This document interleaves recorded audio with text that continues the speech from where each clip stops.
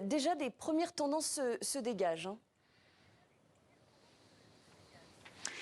Oui, pour connaître les résultats définitifs, il faudra attendre la fin de soirée, mais les projections sont assez certaines aujourd'hui. L'UDC, l'Union démocratique du centre, le parti donc national populiste, eh bien ce dernier gagne à peu près 3,5 points. Il est à 29% de vote, ce qui le fait revenir à un niveau qui était le sien, on va dire, à la fin des années 2009, 2007 à peu près. Il y a une bonne quinzaine d'années de cela.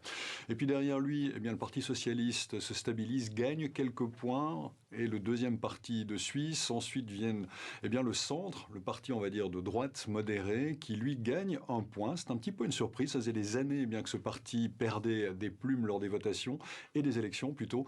Et puis cette fois-ci, il en a gagné quelques-uns. Le Parti libéral radical perd quelques petites intentions de vote, mais demeure assez stable. Et puis surtout, la dégringolade qui est marquée, c'est celle des partis écologiques. Le Parti vert de gauche, donc lui, perd plus de 4 points. C'est beaucoup par rapport à ce qu'il avait gagné il y a 4 ans. Et les verts libéraux, donc écologistes, mais de tendance libérale au niveau économique, eux perdent environ 1%.